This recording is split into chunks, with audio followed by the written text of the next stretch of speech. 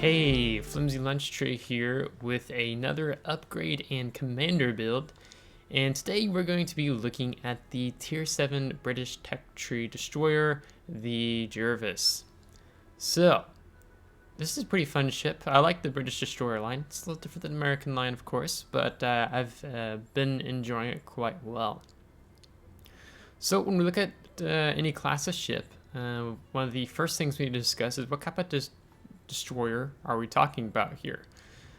So in this case, we have the Tier 7 Jervis, and we need to ask the question, is she a torpedo destroyer? Is she a more of a gunboat destroyer, or is she more of a hybrid destroyer, meaning she's between both torpedo and gunboat?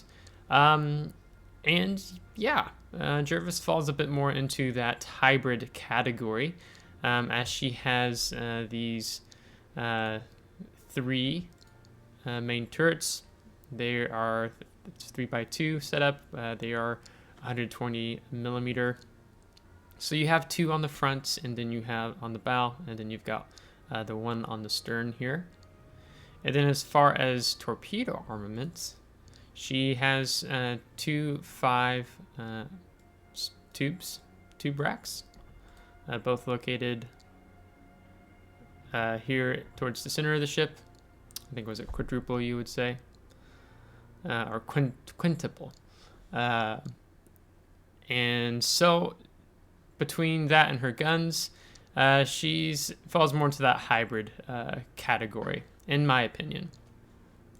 So let's start off in looking at the modules for the Jervis as well as the upgrades. So first, when we're looking at the modules, you start off with this A hull, which basically gives you 14,250 hit points, and not as quite as good AA, and maneuverability is slightly deducted. But when you get the Jervis B hull, it boosts your health pool up to 16,750. And gives you a tiny bit more maneuverability and a tiny bit more AA defense. But the AA is, we'll talk about that here in a minute. The torpedoes can't be upgraded further. They have the standard reload time of 120 seconds and speed of 59 knots, but they have a short range, being 7 kilometers. But speed for the torpedoes is not too bad.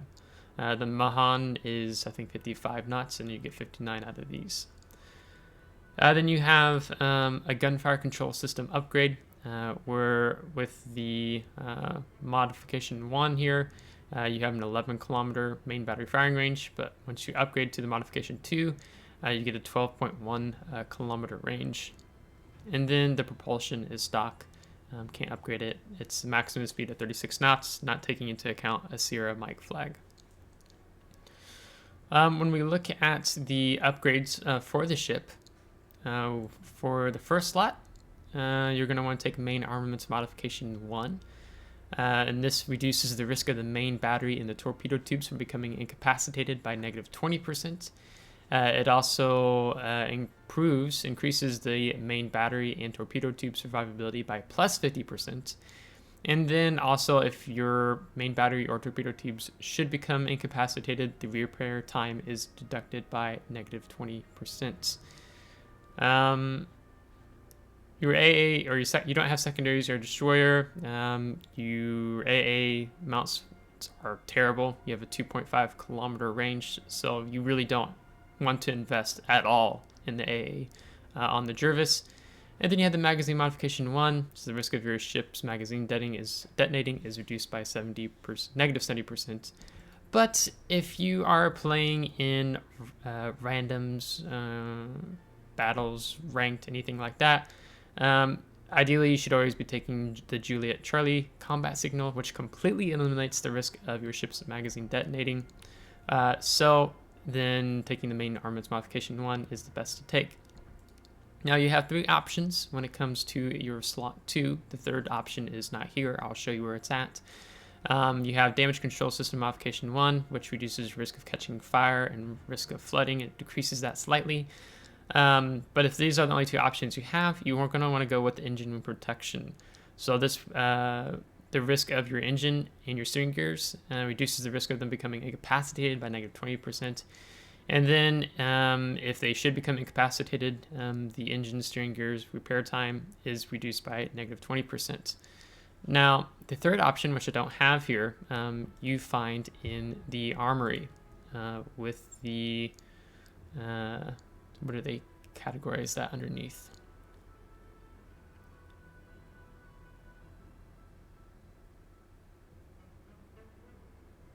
It's loading. Okay.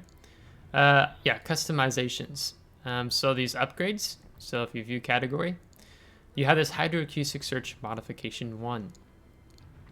And so it increases the action time of the hydroacoustic search and short range hydroacoustic search consumables. And it goes for the slot 2. And the action time of the consumable is increased by plus 20%. And if you have a coupon, you can use your 12,750 coal. I'm saving my coal right now, and so I've not acquired this yet.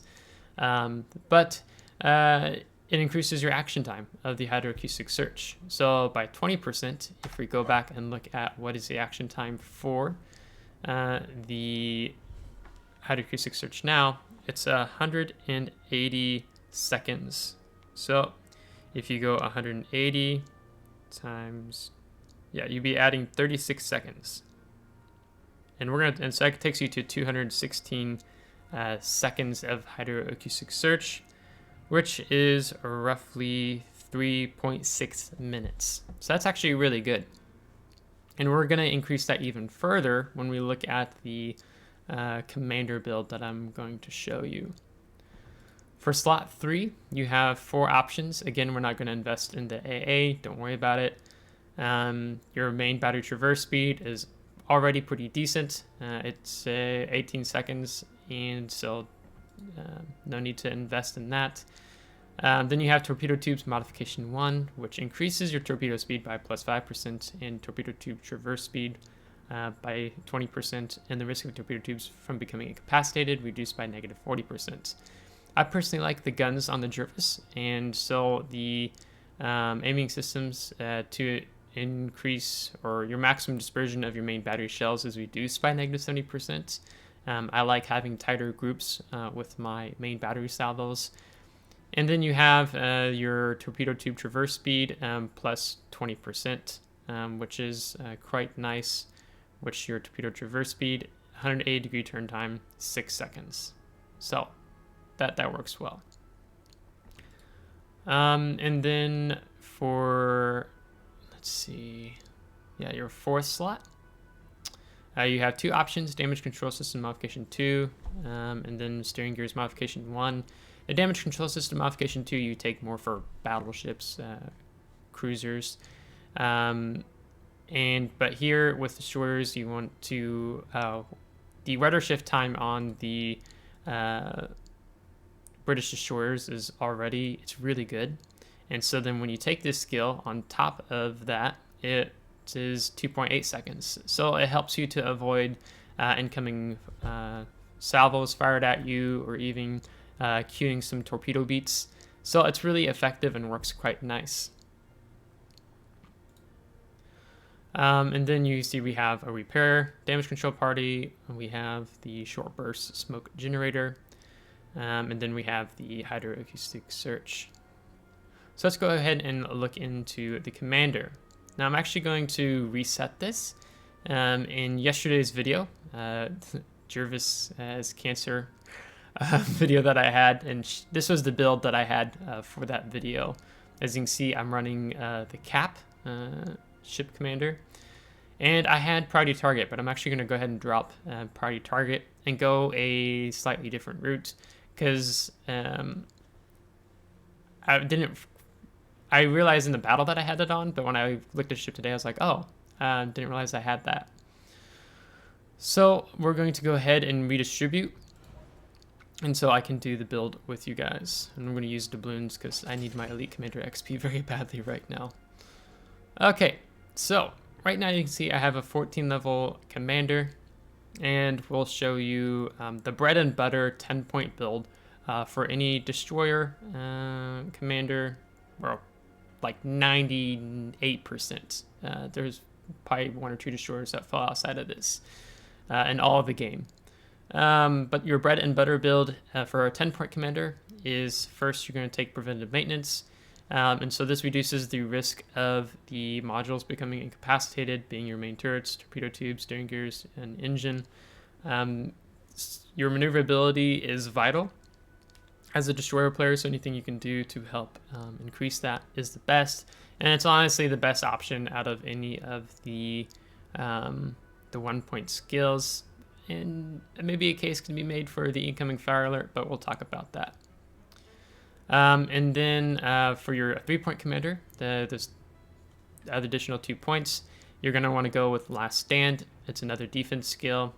If your engines or your steering gears become knocked out, you are still able to maneuver. You're still able to... I don't know how I want to say that. You're still able to maneuver between ship speed and your steering gears, but you incur a penalty. But you're not dead sitting in the water. So it's really important to take this skill as a destroyer player, so much that Wargaming gives it a recommendation skill. When we look at survivability, we have 14,300, but we are take the survivability expert. And what that does is for each HP health pool increase for each ship tier. So I think I actually had that influenced when I was looking at the hull. So 11,800 and then 14,300. So my mistake, I didn't realize I had that up. So that's what you get health pool wise once you increase the B hull. But then once you go into the commander and you throw the survivability expert on, your health point pool increases to 2,450, being a total of 16,750. This is really vital. You can see we're really focusing on the defense skills here. And this just keeps you longer in the battle to make that game-changing play and having that additional health. For a 10-point build, I recommend taking Concealment Expert. Right now you can see our concealment is 7.2. Ship detectability range by sea, see what it is by air, so on and so forth. But once you take this, your detectability range by sea is reduced to 6.5, and your detectability range by air is reduced to 2.7. And that's also important because I keep saying your AA sucks. Your AA firing range is 2.5 kilometers, but your ship can be detected at 2.7 kilometers. So yeah, so we're gonna go ahead and click master just for this 10-point build, because I do want to show you when it comes to the concealment of also looking at, once we put the camouflage on, we're going to get that even down even more. And so, but this only does, this does a few things when you have a camouflage on your ship. Detectability range by sea is reduced by -3%. Your dispersion of shells fired by enemies attacking your ship, they get a worse dispersion, so added 4% to that. And you also get the typical perks and bonuses, or it could be even something like this here, which is standard. So, and having a 6.3 kilometer detection range is better as a destroyer player. Anything you can do to get that down really helps and keep you in the game for longer. Now, at this point, I would say, I think there's about 3 different routes you could go. I'll show you what route I am planning to take, and then you can decide for yourself if you want to follow the same route that I am planning to take, or if you want to go down a different path. So the path that I plan to take is the next 3 points I have. I plan to invest in Superintendent because of the smokes are really important for myself. And how I play, sometimes I find myself without that additional smoke screen, and I wish I had it. And even having that one more hydroacoustic search would be nice. I don't tend to find myself running out of hydroacoustic searches. If the game goes the whole 20 minutes, then usually yeah. But in World of Warships, it doesn't tend to go that long in the game. So I plan to do that. And so that's a 13-point build commander. for a 16-point build commander, I plan to go with Adrenaline Rush. So it enhances the ship's parameters for each 1% of HP lost. Now you can see so far we've only been investing in defense skills, and this is an attack skill. So when you look at your artillery, you have a 5-second reload on the Jervis, and then once you take this, just as is now, if you lose 50% of your ship's health, you would be getting that down by 10% off your reload time. So that means you're having a 4.5-second reload versus a 5-second reload. Not to mention the buff that it will give to your torpedo tube reload time. So, 10% off that as well. So if you look at your torpedo tubes, 120 seconds. So I'll take 12 seconds off, 108 seconds, just fighting on rush alone, if you lose 50% of your ship's health, as an example. So you become more of a threat to enemy destroyers the more health you lose in the course of the match. And then after that, I intend to take another 3 points, so 16, 17, 18, 19 point commander, and invest in main battery and AA specialist. So what this does is also, it's an attack skill. Your main battery reload time is reduced by -5%, and then your continuous AA damage is increased by plus 10%. So with your main battery reload time reduced by -5%, now you're 4.8 seconds. So then these two synergize well together nicely. It's nice when you get skills that complement one another. So then now your reload time, if you lose 50% of your health, would be under 4.5 seconds. So 4.4, 4.3 seconds, roughly. So not that you want to lose your health, but it's just if you find yourself in a case where you do, that works out well for you. And then for the last 2 points, so for a 21-point build commander, I intend to take the Consumables Enhancements attack skill. So what this does is that it increases the action time of your hydroacoustic search and smoke generator. So we're getting 2 benefits here out of the 4. So when we were talking about the modification 2 hydroacoustic search and slot 2 for upgrades, how I'd said that it'd take you to 216 seconds. When you take this, it will increase your hydroacoustic search time to 236 seconds. So that's like 3.95 minutes. So you almost get 4 minutes of hydroacoustic search being active. So when we look at your hydroacoustic, your detection of torpedoes is 3 kilometers, your detection of ships is 3 kilometers. And so it's not long or far, something like when we're discussing, for example, German destroyers, but it's a nice defense skill. I was in the battle that you saw yesterday, and I'll link it in the video description below. You can see that I was dealing with an enemy Skan, Swedish destroyer, fast torpedoes, quick reload time. And so having this up actually helped me avoid multiple torpedoes and positioning myself well versus sitting broadside to him, which would be a bit harder with how fast those torpedoes are. So I like with what I've experienced so far with the British destroyer line, and I had the coal sack as well, is just increasing that defense skill, but having the hydroacoustic search last for longer. Your detectability range after firing main guns and smoke is 2.6 seconds.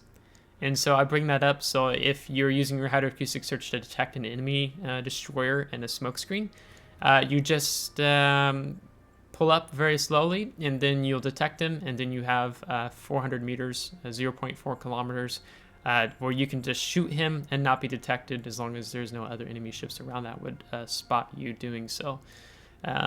And usually that will force them out of their smoke screen, and then you can just glide into their smoke screen while you still shoot them. So that's honestly kind of fun to do. So this is the build that I plan to take. Now note when it comes to the main battery and AA specialist, since your AA is so bad, as I take this commander up the British tech tree to say something like, what, when you get to, at least I know when you get to the daring, you have a 5.8 kilometer your AA firing range. So then that becomes a little bit more helpful, but it's nothing to take to the bank and brag about per se. So it'll eventually get a little bit more bonus as I go up the tech tree with the British destroyers. And then also with having Superintendent, it gives you additional number of consumables. It also means, for example, let's just go look at the daring. The daring, it gets a heal. I'm not actually sure if the Jutland does. Let's look. Yeah, Jutland gets a heal. So you're actually getting an additional heal as well. Yeah, 5.8 on the firing range. What about the lightning? 5.2. So once we pass the Jervis, we'll get a little more benefit out of our AA. For example, if we decided to use the cap on the higher tier British destroyers. So this is the build that I intend to take. Now there's two other options I would say that would be good that you could take. The second option is if you want to have more of a torpedo build with your destroyer. First, you could go back to your upgrades and you could switch out and have torpedo tubes modification 1. So you'd be increasing your torpedo speed. So right now torpedoes are 59 knots, and then with a 5% buff, so you're looking at adding almost 3 knots to 59 plus 3. It'd be technically like 61.95 knots. So having that in mind, let's say you went like this. So then your torpedo tube reload time is 108 seconds. And then if you threw on Swiftfish, so now we have the 62 knots. So then if we were at 62 already, and then we add that, is it the 5%? You get 3.1. So 60, let's just say 62 plus 3.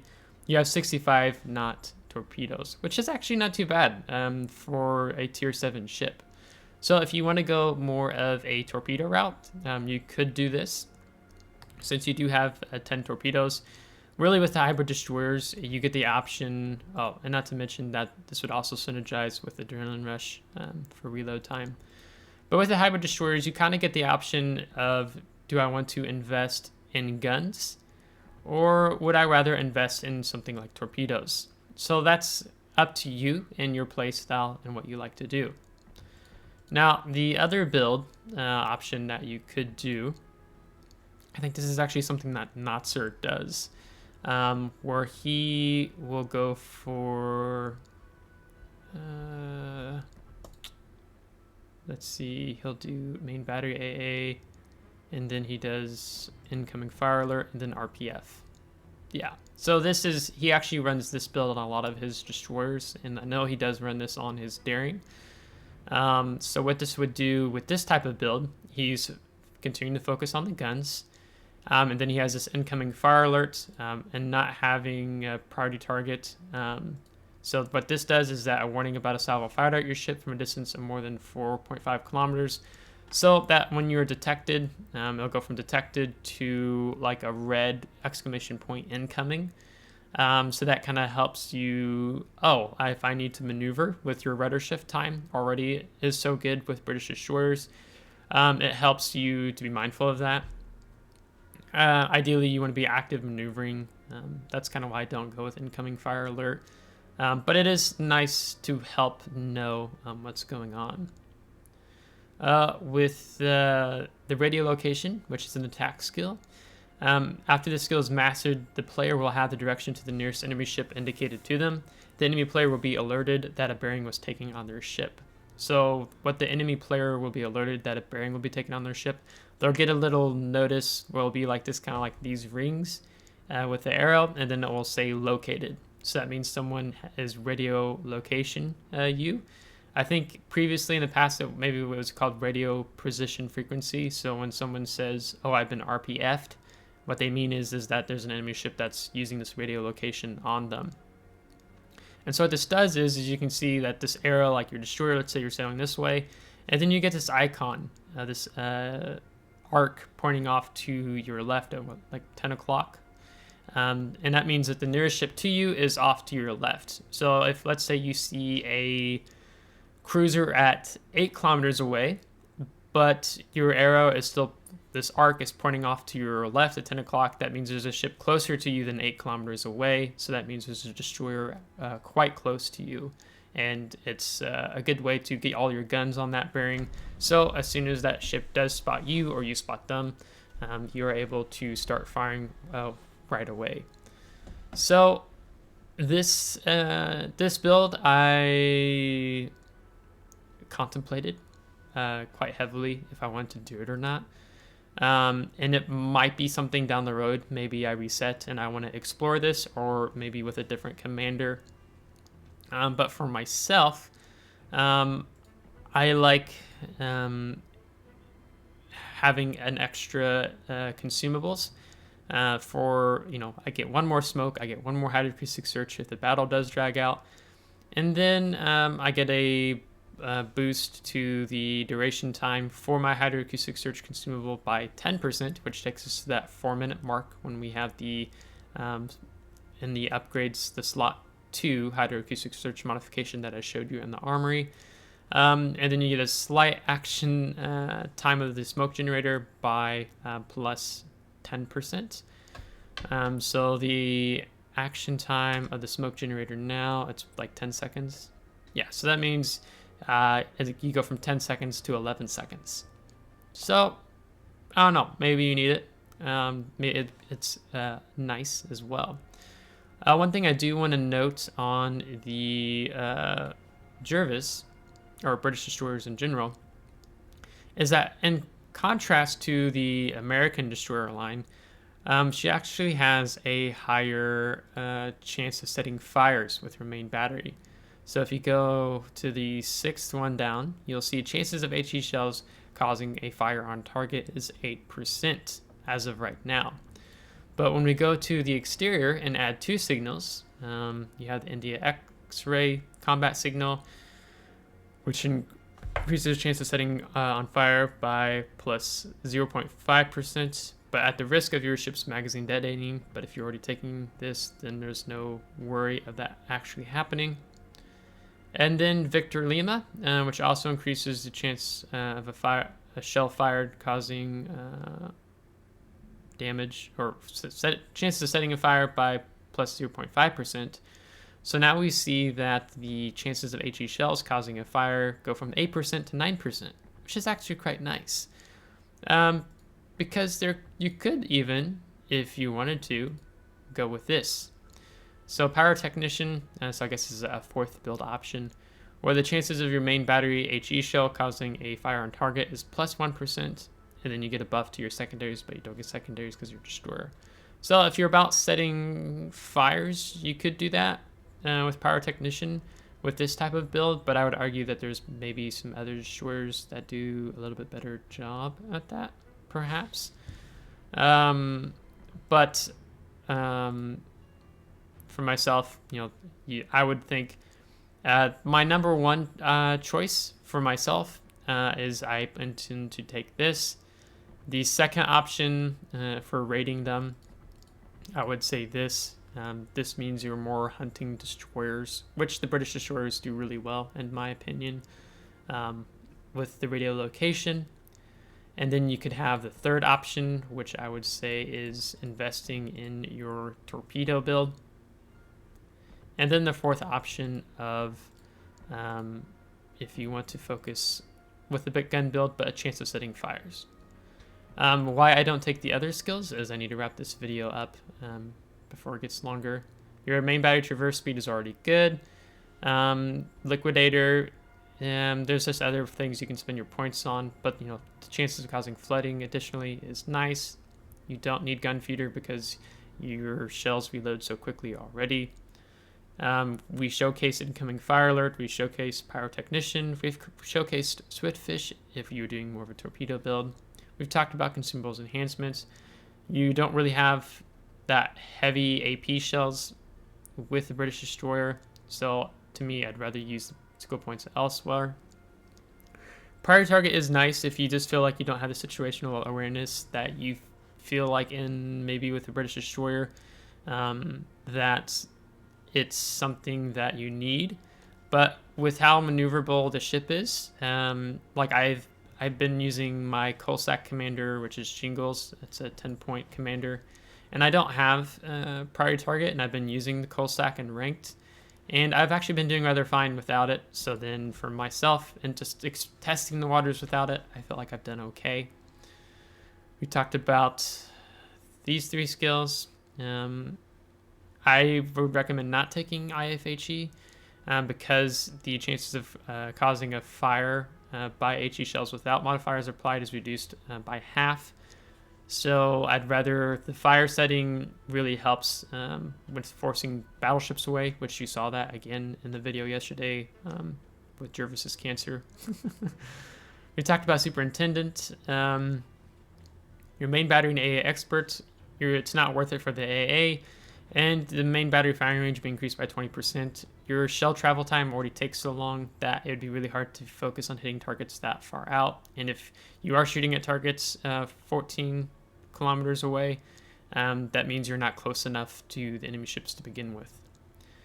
Swift and Silence, maybe something for like a Japanese destroyer, but it's not needed, especially when it gives the permanent effect of nerfing your main battery reload time. We've talked about radio location.